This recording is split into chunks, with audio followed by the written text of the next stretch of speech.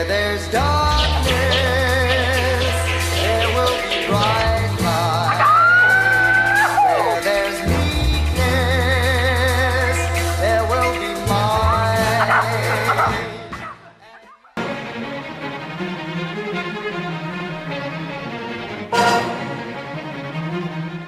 He started training martial arts when he was about 14 because, you know, he got beaten up in school. He was a very mischievous type of person. So anyway, after that beating, he took it on himself that, you know, he should really, first of all, develop, you know, himself physically, and also he wanted to protect himself, and also, I guess, you know, it was sort of inborn in him that he has this thing whereby he to him, like fighting, movements, agility. Was having these international tournaments in Long Beach every year, and so when he met Bruce, and I can't remember just exactly how they met, but sometime when he had gone down there, he had met Ed Parker, and of course Ed was very impressed with his abilities and the things he could do, and so he would invite Bruce down as a guest demonstration in all the tournaments. With his explosive power and speed, I was in awe. Everybody was. His hand sensitivity, trapping, I've never seen things like that before.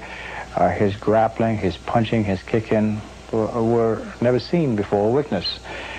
And I told my buddies, you know, we ought to work with a guy like this. Truth in the martial arts. Este dedo te está indicando el camino hacia la luna. ¡Tom! Si tu atención se concentrase en el dedo, habrías perdido toda la gloria celestial.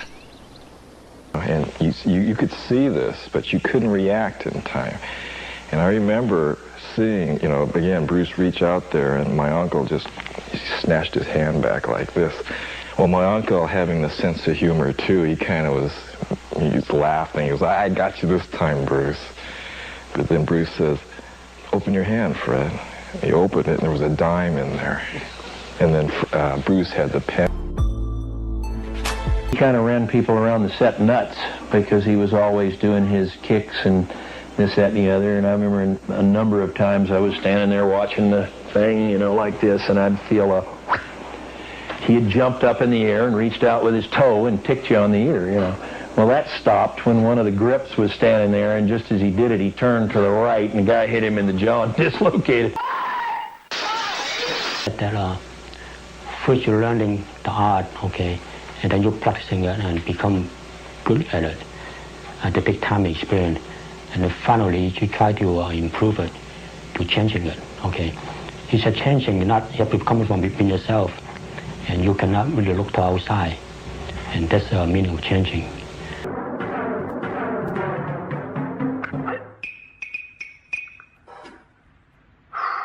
He said, I've got a 1-inch punch that is better than anything you did. And I said, really? I'd like to see that. He said, got a pillow? So I stood up, put a pillow in front of me, and hold it, and bang, like that. Knocked me into the chair. The chair fell down. I rolled over into the corner with a 1-inch punch. I got up and I said, let's go to work. Man, that looks like fun. They had a punching bag on the set all the time. A big, heavy bag, you know, where you'd... And one time, during the day, he would go to it and work on it. And one time he did one of his kicks and broke the chain. It was, you know, caused a little eyebrow raising, you know.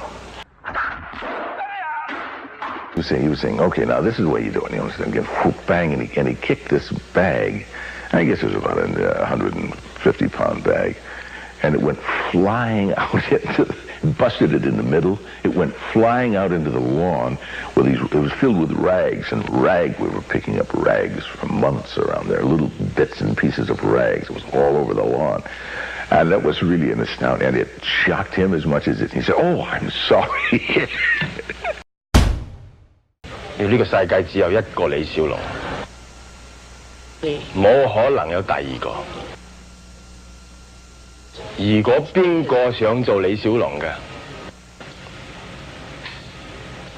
冇可能。